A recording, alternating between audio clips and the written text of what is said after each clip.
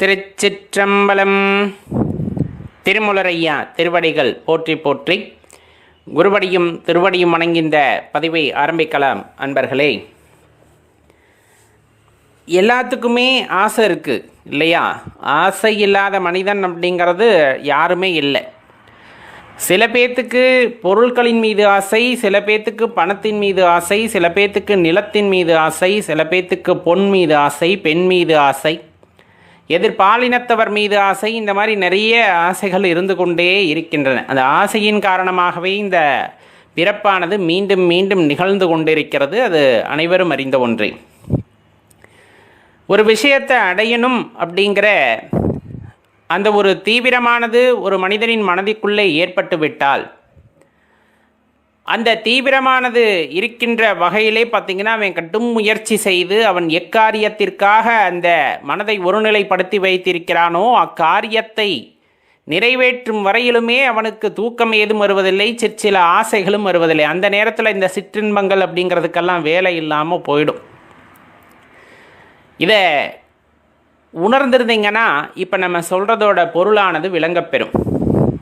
இப்போ வாழ்க்கையிலே ஒரு குறிக்கோள், அது ஏனோ தானோ என்றில்லை, இது கண்டிப்பாக எனக்கு வேண்டும், இது கண்டிப்பாக எனக்கு வேண்டும், இது இல்லாவிட்டால் என்னால் வாழ முடியாது அப்படிங்கிற மாதிரியான ஒரு குறிக்கோளானது இருக்குமல்லவா?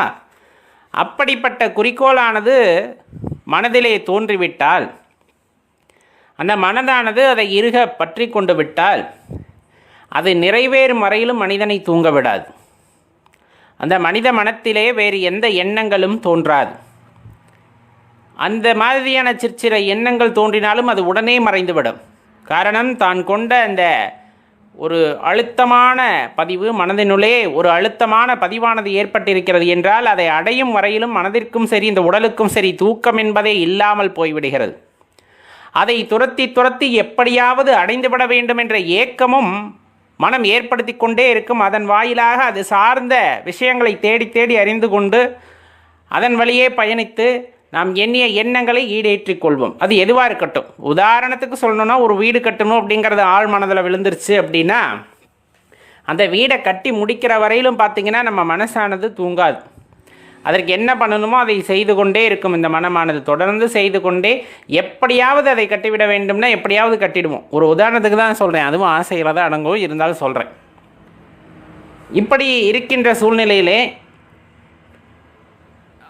இந்த பிரபஞ்சத்தை உருவாக்கிய ஆதியும் அந்தமும் இல்லாத அருட்பெரும் ஜோதியாம் இறைவனை நாம் இனம் கண்டு கொள்வதிலே, புரிந்து கொள்வதிலே தாமதம் ஏற்படுகிறது. அப்படின்னா இன்னும் அவரை பற்றி சரியாக தெரிந்து கொள்ளாதது தான் காரணமாக இருக்க முடியும். இப்போ நெருப்பானது சுடும், பார்க்கும் பொழுது சுடாது. ஒரு முறையாவது அனுபவித்தால்தான் அது சுடும். அதன் பின்னே அந்த பக்கம் நாம் செல்ல மாட்டோம். உங்களுக்கு பிடித்த உணவானது இருக்கிறது அப்படின்னா எப்படி அது பிடித்த உணவாக மாறியதுன்னா ஒரு முறையேனும் அதை சுவை பார்த்திருப்போம், அதனுடைய ருசியை அறிந்திருப்போம். அதன் வாயிலாக நம் உடலுக்கு அந்த சுவையானது அதை தேவைப்படுகிறது அப்படின்னா மீண்டும் மீண்டும் அதை ருசிக்க தோன்றும். அப்போ இறைவனின் அந்த திருப்பாதத்தை அடைய வேண்டும் அப்படின்னா குறைந்தபட்சம் அவரை ஏதேனும் வகையில் உணர்ந்திருக்க வேண்டும். உணர்தல் அப்படிங்கிறது இயற்கையாக சில விஷயத்தில் அவங்க கர்மத்தின் அடிப்படையில் சின்ன வயசுலேயே சில பேருக்கு நடக்கிறது. சில பேர் அதற்கான முயற்சிகளை மேற்கொண்டு அதன் வாயிலாக இறைவனை உணர பெறுகிறார்கள். யோகங்கள், தவங்கள் இதன் மாதிரியாக குருவின் மூலமாக சென்று அதனை அடைகிறார்கள். இன்னும் சில பேர் எதற்காக வந்தோம் என்று தெரியாமலேயே சிற்றின்பங்களிலே மனதை அலைக்கழித்து கொண்டு அதனிலே அப்படியே ஒரு மாதிரி நேரங்களை வீணடித்து கொண்டு உழன்று கொண்டு தன் வாழ்க்கையை வீணாக்கி கொண்டு இருக்கின்றோம்.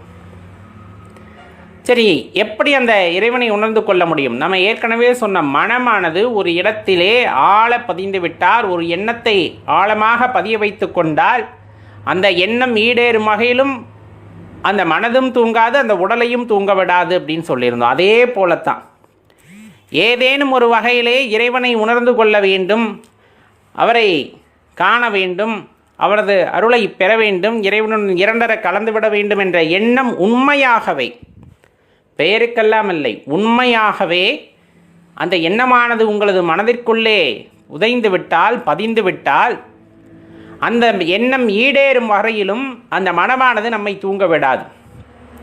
இறைவனை நோக்கியே செலுத்தி கொண்டிருக்கும். சதா சர்வகாலமும் இறைவனின் நினைவையே நமக்கு ஏற்படுத்தி கொண்டே இருக்கும். இப்போ நீங்கள் உதாரணத்துக்கு இன்றைக்கி இருக்கக்கூடிய டெக்னாலஜியை நீங்கள் எடுத்துக்கோங்க. தொழில்நுட்பம் இருக்கிறதல்லவா, கையிலே உங்கள்கிட்ட அந்த மொபைல் ஃபோன் இருக்குது இல்லையா, கைபேசி, அதில் பார்த்தீங்கன்னா இணைய உலகம் இன்றைக்கி எல்லாத்தையும் கொண்டு வந்து தந்துடுச்சு. ஏதேனும் ஒரு விஷயத்தை நீங்கள் பார்த்து விட்டீர்கள் என்றால் அது தொடர்பாகவே அடுத்தடுத்து வந்துட்டு உங்களுக்கு பல தகவல்களை கொடுத்து கொண்டே இருக்கும். இது நீங்கள் கண்டு உணர்ந்தது தான். உங்களுக்கு என்ன பிடிக்கிறதோ அந்த பிடித்தவற்றையே மீண்டும் மீண்டும் உங்களுக்கு காண்பித்து கொண்டிருப்பார்கள். அதே போலத்தான் உங்கள் மனமும். இந்த மனமானது உங்களுக்கு ஒரு விஷயத்தை வேண்டும் என்று நினைத்து விட்டால் அது சார்ந்த தேடல்களில் மட்டுமே தொடர்ந்து ஈடுபட்டு கொண்டிருக்கும். அந்த தேடலானது இறைவனை நோக்கிய பயணமாக இருக்கின்ற பட்சத்தில் அந்த இறைவனை உணர வேண்டும், இறைவனை தெரிந்து கொள்ள வேண்டும் என்ற காரணத்திற்காக என்னென்னவெல்லாம் தேட வேண்டுமோ அனைத்தையுமே தேட ஆரம்பிக்கும். இறைவனை பற்றி தேடி தேடி அறிந்து கொள்ள ஆரம்பிக்கும். நிறைய படிக்க ஆரம்பிக்கும். நிறைய பேரோட சொற்பொழிவுகளை கேட்க ஆரம்பிக்கும். நிறைய ஆன்மீக அன்பர்களோட பழக ஆரம்பிக்கும். இந்த மாதிரி சில விஷயங்களில் இந்த மனதான ஈடுபட ஆரம்பிக்கும். அவ்வாறு ஈடுபடும் பொழுது நம்ம ஏற்கனவே மனதில் ஆழ பதித்து வைத்திருக்கின்றோம். இறைவனை எப்படியாவது உணர்ந்து விட வேண்டும், அந்த அனுபவத்தை நாம் அனுபவித்து விட வேண்டும் அப்படிங்கிற எண்ணமானது உள்ளூர உண்மையாக உங்கள் மனதிற்குள்ளே புதைந்து கிடக்கும் பொழுது இறைவனை பற்றிய தேடுதல் வேட்கையானது அந்த இடத்திலே அதிகரிக்கும். தேடுதல் வேட்கைனா சாதாரணமான வேட்கையாக இருக்காது. இன்ப துன்பம் எந்த காலத்திலும் இறைவனை மறக்காத வேட்கையாக இருக்க வேண்டும். சில பேர் சாப்பிட்றதுக்கு சாப்பாடு இருக்குது, நிம்மதியான வாழ்க்கை இருக்குது அப்படிங்கும்போது இறைவனை நினைப்பது அல்ல. உண்பதற்கு உணவில்லாத நேரத்திலும் உறங்குவதற்கு இடமில்லாத நேரத்திலுமே எனக்கு துணையாக இறைவன் இருக்கிறான், சிவபெருமான் இருக்கிறார் என்ற நினைவுடன் அவரை வழிபடுவதும், அவரை மனதிலே தாங்கிக் கொண்டு தான் நனைந்தாலும் பரவாயில்லை, என் மனதினுள்ளே இருக்கின்ற இறைவன் நனையக்கூடாதுன்னு அந்த மனதிலே கூடாரம் கட்டி அவரை அமர வைத்து அவருக்கு தினம் தினம் பூசணைகள் செய்து அவரை போற்றி புகழ்ந்து மனதிற்குள்ளே கோவில் கட்டி வைத்திருக்கின்ற அடியார்களுக்கு இறைவனின் காட்சியானது கண்டிப்பாக கிடைக்கும். இறைவனின் கருணையானது கண்டிப்பாக கிடைக்கும். வைக்கின்ற அன்பு யார் மீது வைக்கின்றோம் அப்படிங்கிறத பொறுத்து தான் அதோட தன்மையும் அந்த இடத்திலே மாறுபடுகிறது. உங்களுக்கு பிடித்தவர் மீது வைக்கின்ற அன்புங்கிறது வேற, உங்களை பிடித்தவர் மீது நீங்கள் வைக்கின்ற அன்பு அப்படிங்கிறது வேற. ரெண்டுக்கும் வித்தியாசம் உண்டு. இறைவனுக்கு உங்களை பிடிக்கும், தன் குழந்தைகளை பிடிக்கும். அவர் மீது நீங்கள் உண்மையான அன்பு செலுத்தும் பொழுது அது பல மடங்கு அன்பாக திரும்பி வரும். வாழ்கின்ற காலத்தையோ வாழ்கின்ற அந்த நிலையையோ பார்த்தெல்லாம் அந்த பக்தியானது அமைவதில்லை, இறைவனின் கருணையானது அமைவதில்லை. ஒருவருக்கு கோடி கோடியாக கொட்டி கொடுக்கின்றார் என்பதற்காக இறைவன் அவர்கள் மீது அதிக கருணை வைத்திருக்கிறார் என்பது பொருள் அல்ல. ஒருவரை ரொம்ப வறுமையில் ஆள்படுத்துகிறார் அப்படிங்கும் போது உங்கள் மீது இறைவனுக்கு கோபம் என்பது பொருள் அல்ல. எந்த சூழ்நிலையில் வாழ்கின்றோம், எந்த சூழ்நிலையில் இருக்கின்றோம் என்பதெல்லாம் முக்கியமல்ல. இறைவனுக்கு முக்கியம் சத்தியம் தவறாமல், நீதிநெறி தவறாமல், நீ கொண்ட பாதையிலிருந்து கொஞ்சமும் விலகாமல் வாழ்கின்றாயா அப்படிங்கிறது தான் அந்த இடத்துல ரொம்ப முக்கியமான விஷயம். பிற உயிர்களையும் உன்னை போல் மதிக்க வேண்டும். ஏன்னா எல்லா உயிரும் அவர் படைத்தது தான். உயிர்களுக்கெல்லாம் தலைவனாக விளங்கக்கூடியவர் யார் அப்படின்னா சிவபெருமான் தான். உன் உயிரைப் போல தான் அவர் அனைத்து உயிர்களையும் காண்கின்றார். ஏன்னா இந்த பிரபஞ்சத்தில் படைக்கப்பட்ட அனைத்துமே இறைவனால் படைக்கப்பட்டது, சிவபெருமானால் படைக்கப்பட்டதுன்னா அனைத்து உயிர்களும் அவருக்கு குழந்தை தான். எல்லா உயிர்களும் அவரை அப்பா என்று அழைக்கலாம். எல்லா உயிருமே அப்பா என்று அழைக்கும். அப்படி இருக்கின்ற சூழ்நிலையிலே நீ மற்ற உயிர்களின் மீது அன்பு காட்டினால் மட்டுமே நமக்கு அந்த பரம்பொருளின் பரிபூரணமான ஆசியானது கிட்டும். தனது குழந்தைகளுக்குள்ளே சண்டை வருவதையும் இறைவன் விரும்புவதில்லையே. ஒரு குழந்தை இன்னொரு குழந்தையை அடித்து உண்பதையும் இறைவன் ஏற்றுக்கொள்வதில்லை. அப்படித்தானே? ஏற்றுக்கொள்ள முடியாதல்லவா? ஒரு தாயிற்கு 4 குழந்தைகள் இருக்கிறது, 4 குழந்தைகளும் ஒன்றை ஒன்று அடித்து கொண்டு இருக்கின்றன அப்படிங்கும்போது அந்த தாய்க்கு ஏற்படுகின்ற வலியானது எப்படி இருக்கும்? அடித்துக்கொள்கின்ற குழந்தையில் ஒன்று தாயின் மீது அன்பாக இருந்தாலும் அந்த அன்பை ஏற்றுக்கொள்ளக்கூடிய மனப்பக்குவம் அந்த தாய்க்கு இருக்குமா அப்படின்னு யோசிச்சு பாருங்க. கிடையாது இல்லையா? எல்லாரும் அன்பாக இருக்கிறது தான் தாயாகப்பட்டவர்கள் விரும்புவார்கள், தந்தையாகப்பட்டவர்கள் விரும்புவார்கள். அதே போலத்தான் இறைவனும். சக உயிரினங்கள், இந்த பிரபஞ்சத்திலே படைக்கப்பட்ட ஒவ்வொரு உயிரும் ஏதோ ஒரு காரணத்திற்காகத்தான் இந்த பூமியிலே, இந்த பிரபஞ்சத்திலே படைக்கப்பட்டிருக்கிறது இறைவனால். அதன் பொருட்டு அதன் மீது வைக்கின்ற அன்பு, அதன் மீது வைக்கின்ற கருணை அப்படிங்கிறது தான் இறைவனின் மனதை மகிழச் செய்யும் அப்படிங்கிறத தெரிந்து கொள்ள வேண்டும். அப்போ நாம் கொண்ட அந்த எண்ணமானது ரொம்ப ஆழமாக இருக்கின்ற பட்சத்திலே இறைவனை உணர்ந்தே ஆக வேண்டும் அப்படிங்கிற அந்த எண்ணமானது ஆழ்மனதிலே ரொம்ப வேரூன்றி வளர்ந்து கொண்டிருக்கிறதுனா கண்டிப்பாக அதற்கான வழியை இறைவன் காட்டுகின்றார். சிவபெருமான் அதற்கான வழியை உங்களுக்கு காட்டுவார். அதில் எந்த சந்தேகமும் நீங்கள் கொள்ள வேண்டாம். இதற்காக தனியே பயிற்சி பெற்ற குருமார்கள் வந்து உங்களுக்கு வழிகாட்ட வேண்டும் என்றெல்லாம் இல்லை. நன்றாக கேட்டுக்கொள்ளுங்கள். காது கொடுத்து கேட்க வேண்டும். இந்த இயற்கையின் ஓசையை காது கொடுத்து நீ கேட்க வேண்டும். ரோட்டு ஓரத்தில் ஒருத்தர் நடந்து போகிறார். அவர் தன்னை போல ஏதேனும் பேசிக்கிட்டு போவார்.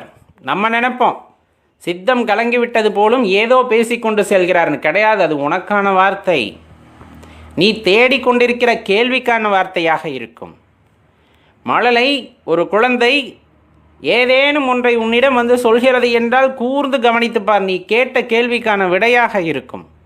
அது குழந்தையாக இருக்கலாம் உருவத்திலே. ஆன்மா அப்படிப்பட்டதல்ல, பக்குவமடைந்த ஆன்மாவாக இருந்திருக்கும். உன் மனதிலே எழக்கூடிய கேள்விகளை அந்த குழந்தை உணர்ந்து கொண்டிருக்கும். அதற்கான விடையை தனது மழலை மொழிகளால் உன்னிடம் சொல்ல வரும். கடந்து போபவர்கள் எல்லாருமே வந்துட்டு சக மனிதர்களாக இருக்க வேண்டும் என்ற எண்ணம் கொள்ளாதே. நம்முடைய தகுதிக்கு ஏற்றவாறு அவர்கள் இல்லை என்ற கர்வம் கொள்ளாதே. புறத்தோற்றத்திலே அவர்கள் அணிந்திருக்கின்ற ஆடை அணிகலன்களை பொறுத்து பக்தியானது மாறுவதில்லை. அந்த பக்தி என்பது அவர்களின் ஆன்மத்திறனை, ஆன்ம சக்தியை பொறுத்தது. நீ கேட்கின்ற கேள்விக்கு அவர்களின் வாயிலாக உனக்கு சில நேரங்களிலே இறைவன் விடையை தருகின்றார். அதனால்தான் சொன்னது, காது கொடுத்து கேள், காது கொடுத்து கேள். எப்பொழுதுமே நாம் மட்டுமே பேசிக்கொண்டிருக்க வேண்டும் என்ற எண்ணத்தை கைவிடு. எவ்வளவுக்கு எவ்வளவு இந்த இயற்கையிலிருந்து வருகின்ற ஓசைகளின் வழியாகவும் அதே போல பிறரின் பொன்மொழிகள் வழியாகவும் நிறைய விஷயங்களை நீ கேட்டறிந்து கொள்கிறாயோ, அப்பொழுதே உடனே மனதிற்குள் இருக்கின்ற பல வினாக்களுக்கான விடையானது அங்கு கிடைக்கக்கூடும். அதை தவிர்த்து நாம் பேசிக்கொண்டே இருக்கும் பொழுது நம் உயிர் சக்தியானது தான் வீணாகுமே தவிர ஆன்மத்திற்கு கிடைக்க வேண்டிய விடையானது கிடைக்காமல் போய்விடும். மனதிலே ஆழமாக இறைபக்தியை வேரூன்ற செய்துவிட்டால், இந்த வேரூன்ற செய்துவிட்ட அந்த பக்தியானது விருட்சமாக மாறும். விருட்சமாக மாறி அதிலே பூக்களும் கனிகளும் காய்களும் பூத்து குலுங்கும். அந்த நிலைதான் மிகவும் ஆனந்தமான நிலையாக இருக்கும். அப்படிங்கிறத தெளிவாக தெரிந்து கொள்கின்ற நாள் எப்பொழுது வரும் என்றால், உன் மனதிலே அன்பானது பீரிட்டு வரும் பொழுதுதான் இந்த உண்மையெல்லாம் நாம் உணர்ந்து கொள்வோம். இந்த பிரபஞ்சத்திலே நாம் வாழ்கின்ற இந்த உலகத்திலே எந்த ஒரு பொருள் கிடைத்துவிட்டால் நம்ம மன நிம்மதியாக இருப்போம் என்ற கேள்வியை கேட்டால் பலரும் பலவிதமான பதில்களை அளிப்பார்கள். வீடு கட்டிட்டா, நிறைய சம்பாரிச்சிட்டா, நினச்ச மாதிரி வாழ்க்கை அமைஞ்சிட்டா, இந்த பையனை திருமணம் செய்து கொண்டால், இந்த பெண்ணை மணந்து கொண்டால், இந்த மாதிரி நிறைய விஷயங்களை நாம் சொல்லுவோம் இல்லையா?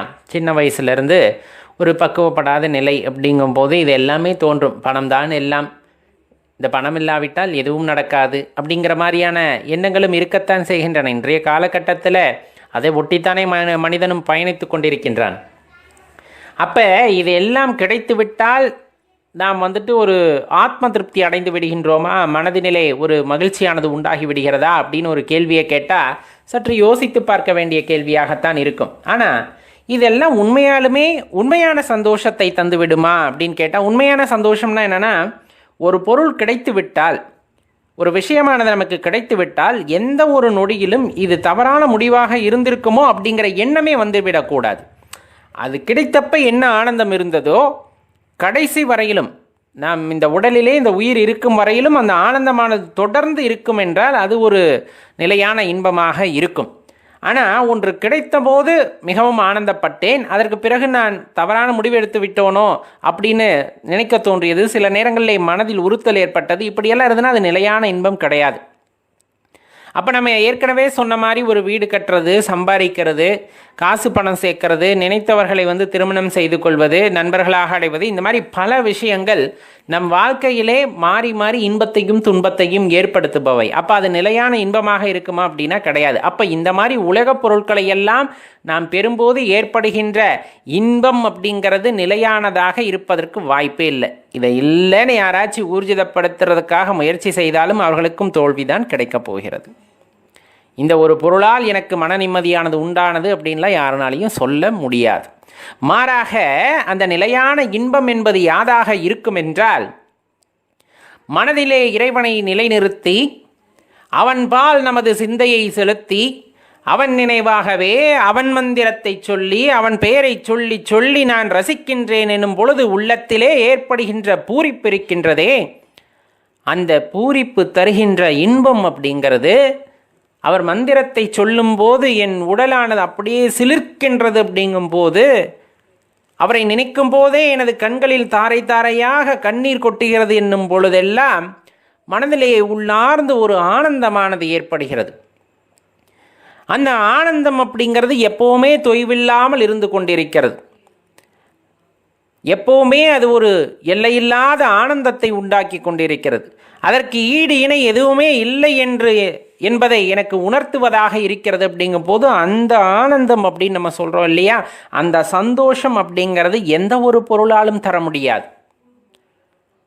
அந்த நிலையான இன்பம் அப்படிங்கிறது இறைவனை அடைதலிலும் இறைவனை சரணடைதலிலும் தான் இருக்கிறதே தவிர, நீங்கள் புறப்பொருட்கள் அல்லது இந்த உலகத்திலே கிடைக்கக்கூடிய எப்பொருட்களை நாம் அடைந்தாலும் அதன் வழியே நமக்கு எந்த இன்பமும் கிடைக்கப் போவதில்லை அப்படிங்கிறத தெளிவாக தெரிந்து கொள்ள வேண்டும். 7 ஜென்மங்களிலும் செய்த அந்த புண்ணிய பலன்களின் காரணமாக இன்று நாம் சிவபெருமானை வழிபடுகின்றோம் என்று கேட்கும் பொழுதே நம் மனதானது அவ்வளவு மகிழ்ச்சியாக இருக்கும். நான் என்ன பிறவியில் என்ன தவம் செய்தேனோ, என்ன புண்ணியம் செய்தேனோ, ஐயா இந்த 800 கோடி பேருக்கு மேல் வாழ்கின்ற இந்த பூமியிலே உன்னை நான் நினைத்து வழிபடுவதற்கான வரத்தை கொடுத்திருக்கிறாய் என்றால் நான் எவ்வளவு பெரிய பாக்கியசாலி அப்படின்னு நினைக்கும் போது வருகின்ற ஆனந்தம் இருக்கிறதே, அதெல்லாம் ஈடு இணை இல்லாதது. அதனினும் மேலானதாக கருதப்படுவது அவன் தாள் வணங்கி அந்த இறைவனின் பொற்பாதத்தை வணங்குகின்றேன், சிவபெருமானின் பொற்பாதத்தை வணங்குகின்றேன். அந்த பொற்பாதம் அப்படிங்கிறது அவ்வளவு ஆனந்தமயமானது அப்படிங்கிறத உணர்ந்து அவர் பாதத்திலே சரணடைந்து அவர் நாமத்தையே நான் சொல்லிக் கொண்டிருக்கின்றேன், அவர் நினைவிலேயே நான் அமர்ந்து விட்டேன் என்னும் பொழுது வருகின்ற ஆனந்தத்திற்கு ஈடு இணை கிடையாது.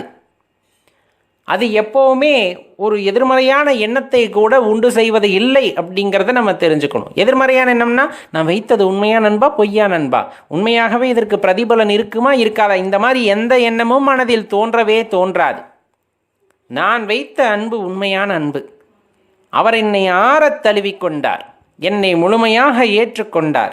எப்பொழுதுமே அவர் ஏற்படுத்தி கொடுத்த வழியிலே நான் சென்று கொண்டிருக்கிறேன், அவர் கையை பிடிச்சு நடக்கிறேன், அவ்வளோதான். சிவபெருமான் இந்த வாழ்க்கையை கொடுத்திருக்கின்றார், நான் தனியாக நடக்கவில்லை, என் கையை பிடித்திருக்கின்றார், மாறாக நானும் அவர் கையை இறுக பற்றி கொண்டு நடந்து கொண்டிருக்கின்றேன் அப்படிங்கிற அந்த எண்ணம், அதுதான் உண்மையான தாற்பயம். அந்த ஆனந்தம் அப்படிங்கிறது தான் மிக மிக உயர்ந்த ஒரு இன்பத்தை நல்க வல்லது. மாறாக நாம் ஏற்கனவே சொன்னார் போல புறப்பொருட்களினால் உண்டாகக்கூடிய அந்த இன்பம் அப்படிங்கிறது நிலையானதாக இருப்பது இல்லை அன்பர்களே. கடுமையான சூழ்நிலைகளை பலவற்றை நாம் கடந்து வந்திருப்போம். எப்படிப்பட்ட கடுமையான சூழ்நிலைகளாக இருந்திருக்கும் என்றால் வாழ்வதற்கே முடியாத சூழ்நிலைகளாக இருந்திருக்கும்.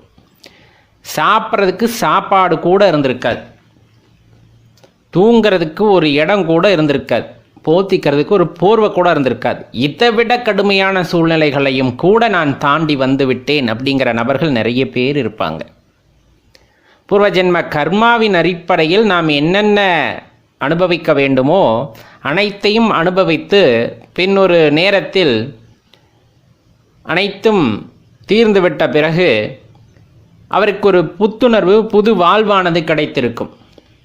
அந்த மாதிரி வாழ்க்கையில் ஒரு பெரிய மாற்றத்தை அடைந்தவர்கள் ஏராளமான பேர்கள் இருப்பார்கள். ஆனால் இப்போ நம்ம சொல்லக்கூடியது என்னன்னா, இப்போ நம்ம சிவபக்திக்குள்ளே போகும்போது அல்லது போனதுக்கு அப்புறமா பார்த்தீங்க அப்படின்னா பல பேரோட எதிர்ப்புகளை நம்ம பார்த்துருப்போம். எக்காரணத்தை கொண்டும் சிவனடியார்கள் நமக்கு எதிராக நின்றிருக்க மாட்டார்கள். ஆனால் இந்த சிவபக்தியோட உண்மைத்தன்மையை புரிந்து கொள்ள முடியாமல், அது ஒரு பெரிய பாச பிணைப்பு அப்படிங்கிறத புரிந்து கொள்ள முடியாமல் நாம் சிவபக்தியில் ஈடுபடும் பொழுது பல ஏளன பேச்சுகளை காதில் கேட்க வேண்டியதற்கு ஆளாயிருக்கும். என்ன இந்த வயசுலேயே சிவபக்தி அப்படின்ட்டு. அதே போல் நிறைய உங்கள் வாழ்க்கையில் நிறைய பேர் நிறைய விஷயத்த கேட்டிருப்போம், அனுபவிச்சிருப்போம். அதெல்லாம் ஒரு பக்கம் இருந்தாலும் அது ஒரு பெரிய போராட்டமாக மனசுக்குள்ளே இருந்துக்கிட்டு இருக்கும். என்னடா இப்படி சொல்கிறாங்களே அப்படிங்கிற அந்த உறுத்தல் ஆரம்பத்தில் எல்லாத்துக்குமே இருந்திருக்கும், இல்லைன்னா சொல்ல முடியாது. அதையும் தாண்டி அந்த உறுத்தல் இல்லாமல் வந்திருந்தார் அவர்கள் ரொம்ப மேன்மையான நிலையை அடைந்து விட்டார்கள் அப்படின்னு தான் சொல்ல முடியும். ஒரு வகையில் அது ஒரு பெரிய துன்பமாக இருந்திருக்கும். அதை எப்படி எடுத்துக்கொள்வது என்றே தெரியாமல் ரொம்ப தடுமாறி, என்ன எல்லாருமே இப்படி ஒதுக்குறாங்களே அப்படிங்கிற ஒரு நிலை வந்தப்பும் கூட அசையாத நம்பிக்கை இறைவன் மீது வைத்திருந்திருப்போம். சிவபெருமானின் மீது அசையாத நம்பிக்கை வைத்திருந்திருப்போம். எப்படி அப்படி ஒரு பிடிமானம் வந்தது, எப்படி அப்படி ஒரு பிடிப்பு வந்ததுன்னே நம்மளுக்கு தெரிஞ்சிருக்காது. ஏன்னா ஒரு விஷயத்தை திரும்ப திரும்ப ஒருத்தர் சொல்லும் பொழுது ஒருவேளை உண்மையாக இருக்குமோ அப்படிங்கிற எண்ணமானது சாதாரண மனிதர்களுக்குள் தோன்றிவிடும். அந்த மாதிரி தோன்றியவர்கள் அந்த பக்தியிலிருந்து விலகியவர்கள் ஏராளம். அது அவ்வளவுதான் அவங்களுக்கு கொடுப்பன. ஒரு வீட்டு வாசல் வரலும் திரும்பி போனது மாதிரி தான். ஆனால் அப்படிப்பட்ட சூழ்நிலையிலும் கூட இவர்கள் சொல்வதில் என்ன பொருள் இருக்கிறது, எதன் அடிப்படையில் இவர்கள் இப்படி சொல்கிறார்கள் என்று பகுத்தாராய்ந்து அதில் உள்ள விஷயங்களை எல்லாம் ஆராய்ந்து அதெல்லாம் ஒன்றுமில்லை, அப்பனுக்கு ஈடானவர் இந்த உலகத்தில் வேறு யாரும் இல்லை, ஆதி பரம்பொருள் அனைத்திற்கும் வித்தானவர் இப்படிங்கிற சில விஷயத்தை தெரிந்து கொண்டு இவ்வளவு ஏச்சும் பேச்சும் வந்த பிறகும் அனைத்தையும் உதறி தள்ளிவிட்டு இறைவனை சரணடைகிறார்கள் பாருங்க. அதுதான் அது எப்படி நடந்தது அப்படின்னு யாருக்குமே தெரியாது. அது நமக்கும் இறைவனுக்குமான பிணைப்பு. நம்ம சொன்ன அந்த ஆதி வித்துக்கும் நமக்கும் உண்டான பிணைப்பு அது சாதாரணமாக எல்லாத்துக்குமே வந்துடுறதில்ல. எவ்வளவுக்கு எவ்வளவு நம்ம இறைவனை நம்புகிறோமோ, எந்த அளவிற்கு நாம் இறைவனின் மீது பாசத்தை வைத்திருக்கிறோமோ, அந்த அதீத சக்தியை நம்முள் எவ்வாறு ஏற்றுக்கொண்டிருக்கிறோமோ அதற்கு தகுந்தாற் போல தான் அந்த இடத்துல நமக்கு ஒரு பிடிமானமானது கிடைக்கிறது. இந்த உலகமே எதிர்த்து நின்றிருக்கும். பல விஷயங்களில் சிவப்பணி செய்யும் பொழுது, சிவன் பெருமையை பேசும் பொழுது, சிவனை பற்றி பேசும் பொழுதெல்லாம் பல தடைகளை எதிர்கொண்டிருப்போம். பல இடங்களில் இந்த உலகமே எதிர்கொண்டிருக்கும். எல்லாருமே கைவிட்டிருப்பாங்க. அட பித்த மாதிரி அலையிறாண்டா அப்படின்ட்டு எல்லாருமே கைவிட்டிருப்பாங்க. ஏளனமாக பேச்சுகள், கண்டும் காணாமல் நேரிலும் மறைஞ்சும் எதிரிலும் பின்னாடி எத்தனை பேர் எப்படியெல்லாம் பேசியிருப்பார்கள். அடி எல்லாருமே கைவிட்டுட்டு போகிறாங்கப்பா, எல்லாருமே கைவிட்டுட்டு போகிறாங்க. நான் நம்புகின்ற சிவபெருமான் என்னை ஒரு நாளும் கைவிடுவதில்லை. நான் நம்புகின்ற சிவபெருமான் என்னை ஒரு நாளும் கைவிடுவதில்லை. என்னை என்ன காரணத்திற்காக இந்த பிரபஞ்சத்தில் உள்ளே இருக்கின்ற இந்த பூமியில் படைத்தாரோ அந்த விஷயத்தை நான் அறிந்து கொண்டு அதற்காக செயல்படும் போது பல்வேறு நபர்கள் பலவாறாக பேசத்தான் செய்வார்கள். எனக்கு கொடுக்கப்பட்ட கட்டளை எது என்பதை நான் அறிந்து விட்டேன் என்றால் அதை அடைய முற்பட வேண்டுமே தவிர பிறர் இன்னர் பேசுகிறார்கள் என்பதற்கெல்லாம் செவிமடுத்தால் நான் வந்த காரியம் இந்த பூமியில் நிறைவேறாது. பின்னர் இதற்காக மீண்டும் ஒரு முறை பிறப்பெடுக்க வேண்டும். அது தேவையில்லாத விஷயம். சிவபெருமான் என் மீது கொண்ட நம்பிக்கையின் காரணமாக என்னை ஒரு பொம்மையாக செய்து இந்த பூ உலகிலே அந்த இடத்துல பிறக்கச் செய்து இந்த பணியை முடித்து விட்டு வா அப்படின்னு நமக்கு ஒரு பணியை கொடுத்திருக்கிறார். அதை நாம் உணர்ந்து கொண்டோமே ஆனால் அவருக்கும் நமக்கும் இருக்கின்ற பிணைப்பை யாராலும் பிரிக்க முடியாது. யார் எது சொன்னாலும் பிரிக்க முடியாது. காரணம், ஆதி வித்து கொடுத்த கடமையை நான் செய்ய வந்திருக்கின்றேனே தவிர பிறர் சொல்வதை கேட்பதற்காகவோ அதனால் என் மனம் சஞ்சலம் கொள்வதற்காகவோ அதிலிருந்து பின்வாங்குவதற்காகவோ நான் இங்கு பிறக்கவில்லை என்ற உண்மையை நாம் அறிந்து கொள்ள வேண்டும்.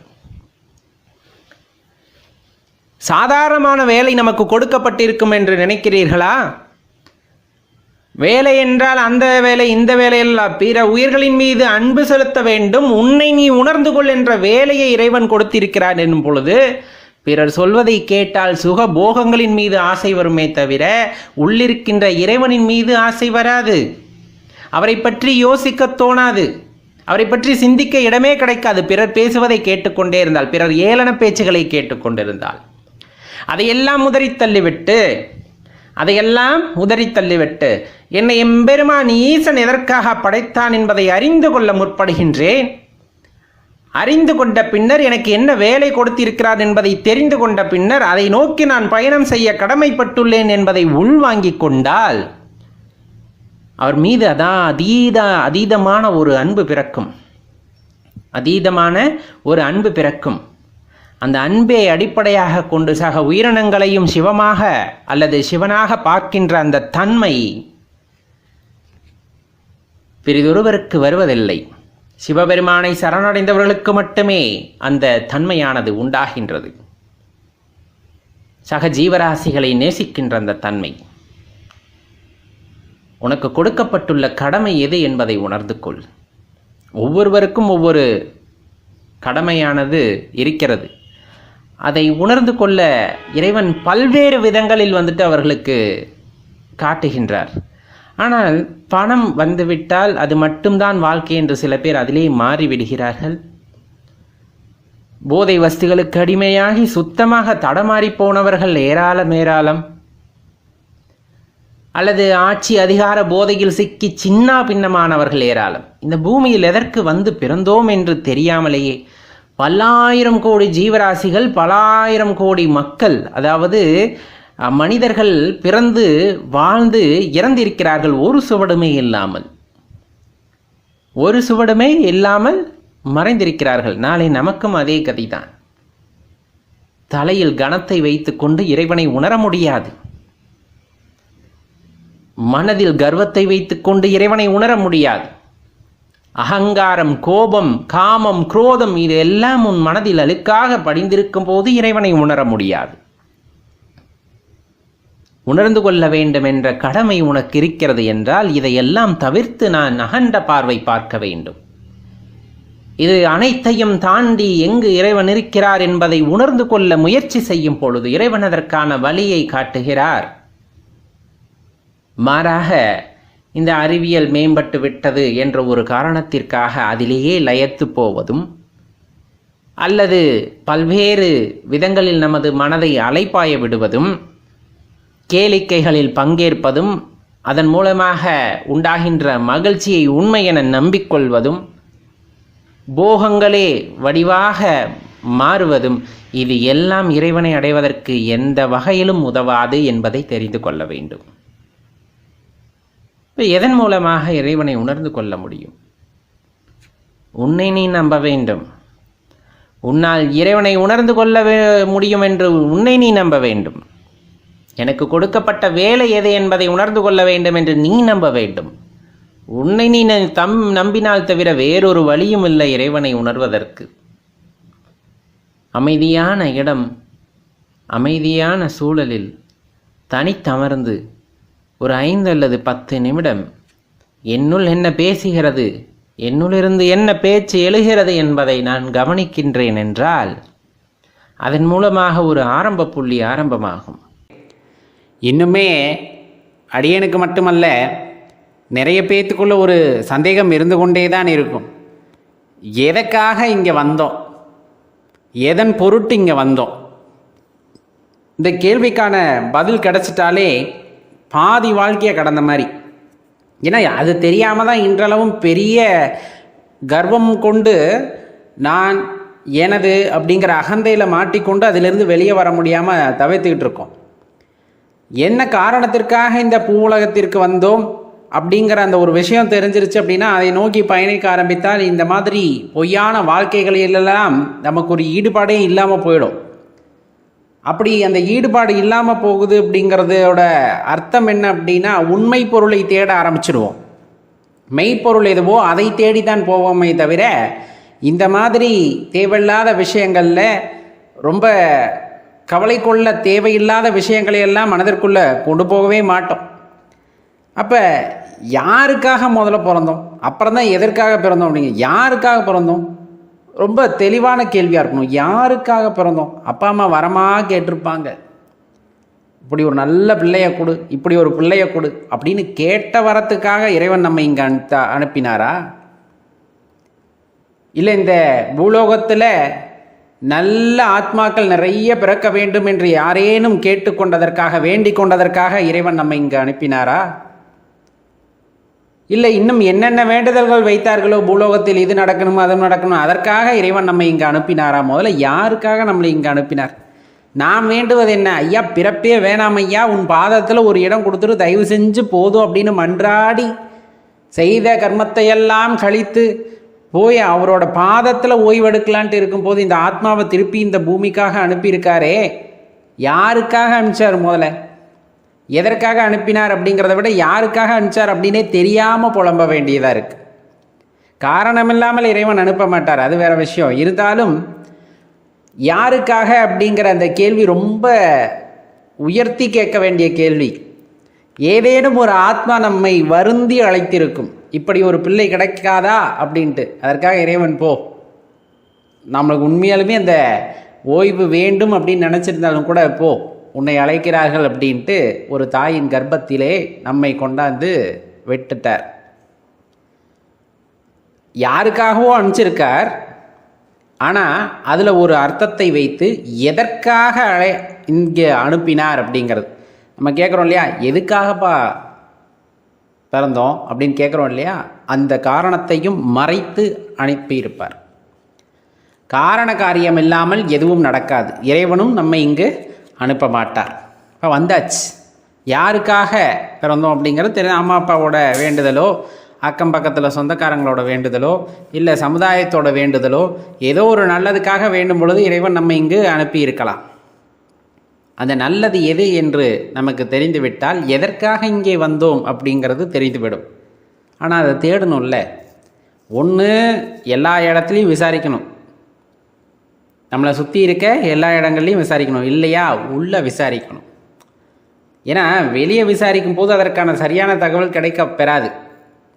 உள்ளே விசாரிக்கும் போது நம்ம ஏன் பிறந்தோம் அப்படிங்கிறது கொஞ்சம் கொஞ்சமாக தெரிய வந்துடும். அதுதான் ரொம்ப முக்கியமான விஷயம். அப்போ அந்த ஆத்ம விசாரணை அப்படின்னு சொல்லக்கூடியது ரொம்ப முக்கியம்.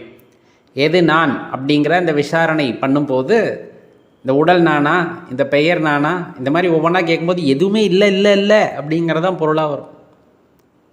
அப்போ எதுவுமே இல்லைன்னா யார் நான் அப்படிங்கிற அந்த கேள்வி நமக்குள்ளே உயர்கிறது. அப்படிங்கும்போது அதற்கான விடையை இறைவன் கொஞ்சம் கொஞ்சமாக உங்களுக்கு நமக்கு விடுவிப்பார். அதை புரிஞ்சுக்கணும். எதை அடிப்படையாக வச்சு வாழ்கிறோம்? முதல்ல எதை அடிப்படையாக வச்சு? அடியனுடைய பெயரை வைத்தா, அடியனுடைய அந்த குடும்ப பெயரை வைத்தா, அடியேன் வேலை செய்கின்ற அந்த வேலையை வைத்தா, அது இந்த மாதிரி நிறைய விஷயங்களை அடுக்கிக்கொண்டே போகலாம் அல்லவா? எதன் அடிப்படையில் நான் இங்கே மனிதனாக வாழ்கின்றேன்? மனிதனாக வாழ்வதற்கான அந்த அடிப்படை யாது அப்படிங்கிற கேள்வியும் நம்மளுக்கு இன்னும் புலப்படவில்லையே. கண்டிப்பாக இதெல்லாம் தெரிந்து கொள்ள வேண்டிய கேள்விகள் தானே. கையில் பணம் இருக்குது, வாழ்ந்துடலாமா? சந்தோஷமாக வாழ்ந்துடலாமா? நிம்மதியாக வாழ்ந்துடலாமா? ஆனால் உண்மையாக நாம் யார் என்பதை உணர்ந்து கொண்டு வாழ்தல் தான் உண்மையான வாழ்தல் அப்படிங்கிறது. அது இல்லாமல் பல விஷயங்களில் தேவையில்லாமல் போட்டு குழப்பிக்கிட்டு எதன் அடிப்படையில் வாழ்கின்றோம், எதற்காக வாழ்கின்றோம், யாருக்காக வாழ்கின்றோம் என்று தெரியாமலே ஒரு வாழ்க்கையை வாழ்ந்து கொண்டு இருக்கின்றோமே, இது எப்படி ஒரு கண்மூடித்தனமான வாழ்க்கையாக இருக்கும் என்று யோசித்து பாருங்கள். பொதுவாகவே தெளிவாக தெரிந்து கொள்ள வேண்டிய விஷயம், இறைவன் எதற்காக நம்மை அனுப்பியிருப்பார் அப்படிங்கிறத நம்ம பரிசோதிக்க வேண்டும். நம் மனதளவிலே ஆத்ம விசாரணையை செய்ய வேண்டும். ஆத்ம விசாரணையை செய்யும் பொழுது எதற்காக என்பதற்கான விடை கட்டாயமாக கிடச்சிடும். அப்படி கிடைச்சதுன்னா அதற்காக நாம் வாழ வேண்டும். எதற்காக வாழ வேண்டும்? இறைவனுக்காக வாழ வேண்டும். இப்போ இறைவனுக்காக வாழ வேண்டும் என்றால் இந்த பூ உலகிலே நிறைய பொருள் செல்வங்களையும் நிறைய பெரிய பங்களாக்களையும் நிறைய ஆடம்பரங்களையும் இறைவன் இங்கு படைத்திருக்கிறாரே. அறிவியல் படைப்புகள் ஏராளமாக இருக்கிறது. இதையெல்லாம் அனுபவிக்காமல் வாழ்கின்ற வாழ்க்கை ஒரு வாழ்க்கையா? கேட்க தோணுதா? கேட்க தோணும்ல. அதெல்லாம் உண்மையான சந்தோஷமா அப்படிங்கிறது தானே நம்ம கேட்குற கேள்வி. அதெல்லாம் தான் உண்மையான சந்தோஷமா அப்படி. ஏன் இப்படி கேட்குறோன்னா, சாதாரணமாக அதை மட்டுமே பார்த்து ரசித்து கொண்டிருக்கின்றவர்களுக்கு உண்மையான ஆனந்தம் அதுதான் போல அப்படிங்கிற மாதிரி அவங்க ரொம்ப ஊர்ஜிதமாக இருப்பாங்க. அப்போ அவங்களுக்கு நம்ம எதை சொல்லியும் புரிய வைக்க முடியாது. ஆனால் ஆன்மீகத்தில் இருப்பவர்களுக்கு ஒரு ஏக்கம் இருந்து கொண்டே இருக்கும். எப்படிப்பட்ட ஏக்கமாக இருக்கும் என்றால், தன்னுள் இருக்கின்ற அந்த இறை சக்தியை உணர்ந்து கொள்ள வேண்டும், இறைவனை உணர்ந்து கொள்ள வேண்டும் என்று பல படிநிலைகளை கடந்து பயிற்சிகளை மேற்கொண்டதன் விளைவாக ஏதோ ஒரு கட்டத்தில் முழுமையாக இறைவனை உணர முடியவில்லை என்றாலும் கூட ஒரு சிறிதளவு அவருடைய அந்த நிழலை பார்த்திருந்தாலுமே கூட, அந்த ஒரு சின்ன அசைவை நாம் உணர்ந்திருந்தாலுமே கூட அதில் ஒரு இன்பம் உண்டாயிருந்திருக்கும். யாருக்கும் கிடைக்கப்பெறாத ஒரு அதீத இன்பமானது அங்கே உண்டாயிருந்திருக்கும். அந்த இன்பத்தை மீண்டும் ஒரு முறை பெற முடியாது அப்படின்ட்டு மீண்டும் மீண்டும் முயற்சி செய்ய ஆரம்பித்து விடுவோம். அப்போது அப்படிப்பட்ட ஒரு நபரிடம் சென்று, இந்த பூலோகத்திலே இருக்கின்ற ஆடம்ப பொருட்களினால் கிடைக்கக்கூடிய இன்பம் உன் மனதிலே நீ கண்ட ஒரு சின்ன அசைவு, எதை நீ பெரிதாக கருதுவாய் அப்படின்னு ஒரு அடியாரிடம் கேட்கிறார்கள் அப்படின்னா அவருடைய பதில் என்னவாக இருக்கும் என்பதை யோசித்து பாருங்கள். அப்போ அதில் இரண்டில் எது உண்மையான இன்பம் அப்படிங்கிறது. இப்போ நம்ம சொன்ன ஆடம்பரமெல்லாம் ஒரு வினாடியில் காணாமல் போயிடுது. மனிதனோட வாழ்க்கையை அப்படி தானே, எதையும் உறுதியிட்டு கூற முடியாத வாழ்க்கையாக அல்லவா இருக்கிறது. மனிதன் நாளை காலை அப்படிங்கிற விஷயமே நிஜமல்ல, அடுத்த வினாடி என்பதே ஊர்ஜிதமல்ல. அதில் மனிதர்கள் நாம் செய்கின்ற விஷயங்களையெல்லாம் நினைத்தால், அடடா இன்னமோ தனக்கு எல்லா பதவிகளும் இறைவன் கொடுத்தது போலவும், தனக்கு கீழிருப்பவர்கள் அப்படிங்கிற ஒரு நினைவில் மற்றவர்களை போட்டு அழுத்துகின்ற அழுத்தலும், தனது ஆடம்பரத்திற்காக தேவைகளுக்காக எதை வேண்டுமானாலும் செய்யலாம், எத்தனை குடும்பங்கள் அழிந்தாலும் பரவாயில்லை என்று சிலர் செய்கின்ற அந்த மனப்பக்குவமெல்லாம் ஏனென்றே புரியாத அளவுக்கு இருக்கும். அதில் என்ன சந்தோஷம்? அப்போ இறைவன் உள்ளார இருக்கின்றார் என்றால் உள்ளார உணர வேண்டும். அப்படி உணர்ந்து விட்டால் மற்ற உயிர்கள் மீது இரக்கம் பிறக்கும். அந்த இரக்கம் பிறந்து விட்டால் நாம் செய்கின்ற அதர்மங்கள் அப்படின்னு சொல்லக்கூடிய அநீதிகளை எல்லாம் படிப்படியாக நாமே குறைத்து கொள்வோம். ஒரு காலத்தில் விவரம் தெரியாமல் சில பேர் தவறுகள் செய்வது தானே, அது இயல்பு தானே. ஆனால் அதிலிருந்து மீண்டு வருகிறார்களா அப்படிங்கிறத இந்த இடத்துல முக்கியமாக பார்க்க வேண்டிய ஒரு விஷயம். அப்போ அதிலிருந்து மீண்டு வர வேண்டும். சின்ன சின்ன தவறுகளாக இருந்தாலும் திருத்தி கொண்டு மீண்டு வர வேண்டும் அல்லவா? அதைத்தான் நாம் இந்த இடத்துல முக்கியமாக பார்க்க வேண்டும். இறைவனை உணர வேண்டும், உள்ளிருக்கின்ற அந்த அசைவை உணர வேண்டும். உணர்ந்து விட்டால் பிதற்ற ஆரம்பிப்பார்கள். அடியார் பெருமக்கள் பிதற்றுதல்னா என்ன? உளறுதல் மாதிரி. எப்போ உளருவோம்? தன்னை மறந்த நிலையில் தான் உளர ஆரம்பிப்போம். உளறதுனா சாதாரணமாக நடக்கும். ஏதோ ஒன்று பேசுறதுல இல்லை, தன்னை மறந்த நிலையில் தான் உளறல் அப்படிங்கிறதே வரும் சாதாரணமாகவே. ஒருவன் இறைவனை இறுக பற்றி கொள்கின்றான், அதன் வாயிலாக தன்னை மறந்து போகிறான் அப்படின்னு எடுத்துக்குங்களேன். இறைவனை பற்றி கொள்கின்றார், இறைவனே எல்லாம் என்றாகின்றார், சிவபெருமான் தான் அப்படிங்கிற நிலைக்கு வந்துகின்றார். அப்போ என்ன ஆகுது அப்படின்னா தன்னை மறந்து விடுகின்றார். தன்னை மறைந்து இறைவனுடன் இரண்டரை கலந்த நிலையில் இருக்கும்போது பேசுகின்ற வார்த்தைகள் எல்லாம் இறைவனை பற்றிய வார்த்தைகளாகவே இருக்கும். அது பிதற்றலாகத்தான் பிறருக்கு தெரியும். ஏதோ உளறுகிறான் ஐயா, ஏதோ பிதற்றி கொண்டிருக்க.